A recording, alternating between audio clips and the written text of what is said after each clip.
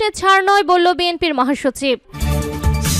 এদিকে আগামীর বাংলাদেশে আরেকটা লড়াই হবে বলল জামায়াত আমির। এছাড়া নির্বাচনের আগে লেভেল প্লেইং ফিল্ড নিশ্চিত করতে হবে বলল নুরুল হক নূর। আরও থাকছে, দেশে নতুন কোনো গডফাদারদের আবির্ভাব হতে দেব না বলল নাহিদ ইসলাম। এবং সর্বশেষ জানিয়ে দেব, আগামীর বিপ্লব হবে ইসলামের বিপ্লব বলল সাদিক কায়েম। শিরোনাম শুনছিলেন, এবার বিস্তারিত।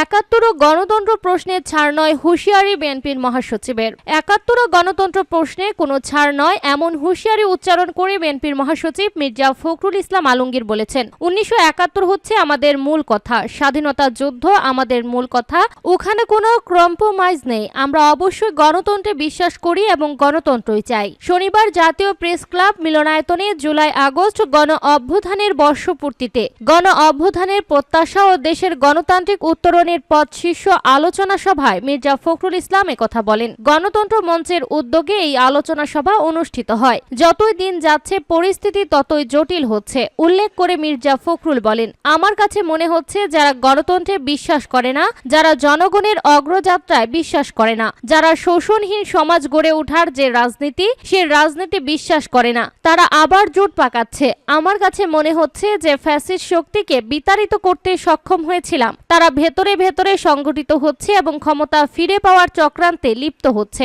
অন্তর্বর্তী সরকারের উদ্দেশ্যে তিনি বলেন, যতই দেরি করছেন পরিস্থিতি ততই ঘোলাটে হচ্ছে। যারা জনগণ ও গণতন্ত্রের বিরুদ্ধে ছিল, মানুষের বিরুদ্ধে ছিল, তারা আবার সংগঠিত হয়ে এই গণতন্ত্রকে নস্যাৎ করার জন্য কাজ শুরু করেছে। দেরি না করে সংস্কার, সনদ ও নির্বাচন এই তিনটি বিষয়ে সামনে নিয়ে যত দ্রুত এগিয়ে যাওয়া যায় ততই দেশের জন্য মঙ্গল হবে। এর দায়িত্বটা নিঃসন্দেহে এই অন্তর্বর্তী সরকারের। এ সময় দেশে মবক্রেসি, হত্যা, ছিনতাই ভয়ানকভাবে বেড়ে যাচ্ছে উল্লেখ করে বিএনপির মহাসচিব এই নিয়ে উদ্বেগ প্রকাশ করেন। আগামীর বাংলাদেশে আরেকটা লড়াই হবে বলল জামায়াত আমির। জামায়াতে ইসলামের আমির ডক্টর শফিকুর রহমান বলেছেন, আমি বলতে চাই আগামীর বাংলাদেশ কেমন হবে। আমি বলবো আরেকটা লড়াই হবে ইনশাল্লাহ। একটা লড়াই হবে ফেসিবাদের বিরুদ্ধে, আরেকটা লড়াই হবে দুর্নীতির বিরুদ্ধে। আর শনিবার ১৯ জুলাই রাজধানীর সোহরাওয়ার্দী উদ্যানে বাংলাদেশ জামায়াতে ইসলামী আয়োজিত জাতীয় সমাবেশে প্রধান অতিথির ভাষণে তিনি এসব কথা বলেন। জামায়াত আমির বলেন, এই দুর্নীতির মূল উৎপাটনের জন্য যা করা দরকার, আমরা তরুণ ও যৌবনের শক্তিকে একত্র করে সেই লড়াইয়ে ইনশাল্লাহ বিজয় লাভ করব। বক্তব্যের এক পর্যায়ে গরমে অসুস্থ হয়ে মঞ্চে পড়ে যান ডক্টর শফিকুর রহমান। এরপর দুর্নীতিমুক্ত বাংলাদেশ গড়ার আহ্বান জানিয়ে তিনি কথা বলতে শুরু করে আবারও অসুস্থ হয়ে পড়েন। এ সময় তিনি মঞ্চে বসে উপস্থিত নেতাকর্মীদের উদ্দেশ্যে বক্তব্য দেন। শাসন ক্ষমতায় গেলে কি করবেন তা জানিয়ে তিনি ডক্টর শফিকুর রহমান বলেন, জামায়াতে ইসলামী যদি আল্লাহর ইচ্ছায় দেশের মানুষের সেবা করার সুযোগ পায় তাহলে মালিক হবে না, সেবক হবে ইনশাল্লাহ। স্টেজে বসে জামায়াতে ইসলামের আমির বলেন, জামায়াতে ইসলামী থেকে আগামীতে যারা সংসদ সদস্য হিসেবে নির্বাচিত হয়ে সরকার গঠন করবে তাহলে কোনো এমপি ও মন্ত্রী সরকারি প্লট গ্রহণ করবে না, ট্যাক্সবিহীন কোনো গাড়িতে চড়বে না, নিজের হাতে টাকা চালাচালি করবে না। নির্দিষ্ট কোনো কাজের জন্য বরাদ্দ পেয়ে থাকেন তাহলে কাজ শেষ হওয়ার সাথে সাথে 18 কোটি মানুষের সামনে প্রতিবেদন তুলে ধরতে বাধ্য হবেন। প্রশ্নে রেখে তিনি বলেন, জামায়াতে ইসলামী যে দুর্নীতি মুক্ত সমাজ গড়ে তুলবে তার প্রমাণ কি? সবাইকে নিয়েই তা গড়ে তুলব। কথা দিচ্ছি, মুক্তি অর্জন না হওয়া পর্যন্ত লড়াই অব্যাহত থাকবে। নির্বাচনের আগে লেভেল প্লেইং ফিল্ড নিশ্চিত করতে হবে বলল নুরুল হক নূর। নির্বাচনের আগে লেভেল প্লেইং ফিল্ড নিশ্চিত করতে হবে বলেছেন গণ অধিকার পরিষদের সভাপতি নুরুল হক নূর। তিনি বলেন, মৌলিক সংস্কার নিশ্চিত না করে আপনারা অন্তর্বর্তী সরকার নির্বাচনের দিকে হাঁটবেন না। শনিবার ১৯ জুলাই রাজধানীর সোহরাওয়ার্দী উদ্যানে বাংলাদেশ জামায়াতে ইসলামীর জাতীয় সমাবেশে তিনি একথা বলেন। নুরুল হক নূর বলেন, নির্বাচনের আগে যেন সব রাজনৈতিক দল নির্বিঘ্নে প্রচার প্রচারণা চালাতে পারে তা নিশ্চিত করতে হবে।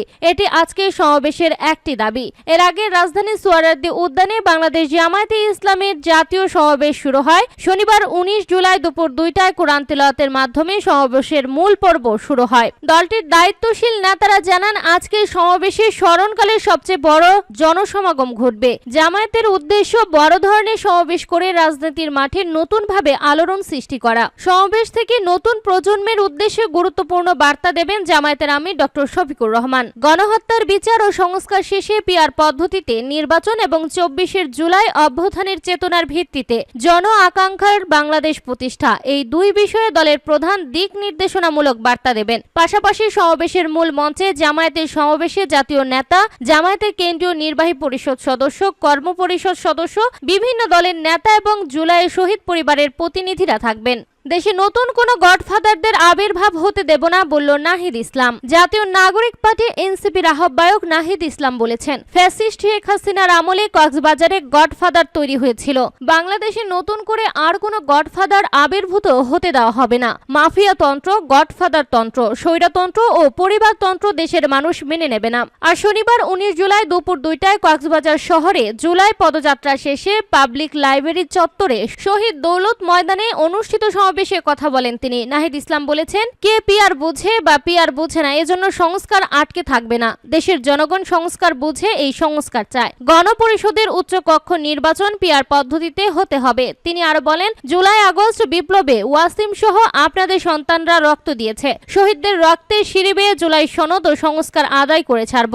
এনসিপির মুখ্য সংগঠক হাসনাত আব্দুল্লাহ বলেন, একটি নোবেল পুরস্কারের আশায় শেখ হাসিনা লাখ লাখ রোহিঙ্গাদের কক্সবাজারে আশ্রয় দিয়েছে। কক্সবাজারের মানুষকে বাঁচাতে হলে রোহিঙ্গাদের শান্তিপূর্ণ প্রত্যাবর্তন নিশ্চিত করতে হবে। তিনি আরো বলেন, রাষ্ট্রের গণতন্ত্র সুসংহত করতে হলে সংস্কারের পরই নির্বাচন দিতে হবে। এজন্য নির্বাচন কমিশন সংস্কার ও পুনর্গঠন করতে হবে, কারণ নিরপেক্ষ রেফারি ছাড়া সুষ্ঠু নির্বাচন সম্ভব নয়। আগামীর বিপ্লব হবে ইসলামের বিপ্লব, বলল সাদিক কায়েম। ইসলামী ছাত্র শিবিরের সাহিত্যক সম্পাদক ও জুলাই গণ অভ্যুত্থানের অন্যতম নেতা সাদিক কায়েম বলেছেন, আগামীর বিপ্লব হবে ইসলামের বিপ্লব। এই দেশের জনগণ আগেও ফ্যাসিবাদের বিরুদ্ধে রুখে দাঁড়িয়েছে, এবারও দাঁড়াবে। সেই সংগ্রামে শহীদ হয়েছেন অনেকে শাপলায়, ক্যাম্পাসে, আর সর্বশেষ জুলাই অভ্যুত্থানে। তিনি বলেন, বিগত ফ্যাসিবাদী আওয়ামী লীগ সরকার দেশে গণহত্যা চালিয়েছে। সাইদির রায় পরবর্তী সময় গণহত্যা চালিয়েছে। 2013 সালে শাপলা চত্বরে ক্যাম্পাসগুলোতে ছাত্রলীগের হাতে খুন হয়েছে অনেকে। আধিপত্যবাদের বিরুদ্ধে কথা বলতে গিয়ে শহীদ হয়েছে আবরার ফাহাদ। এরপর জুলাইয়ে এসে সরকার আরেক গণহত্যা চালিয়েছে তারা। তিনি বলেন, আজকের এই সমাবেশ থেকে আমাদের বাংলাদেশ প্রশ্নে ঐক্যবদ্ধ হয়ে কাজ করতে হবে। সার্বভৌমত্বের প্রশ্নে, দেশের প্রশ্নে সবাইকে এক থাকতে হবে। সে লক্ষ্যে জামায়াত 7 দফা দিয়েছে। এটি আদায় করে নিতে আরেকটি বিপ্লব করতে হবে।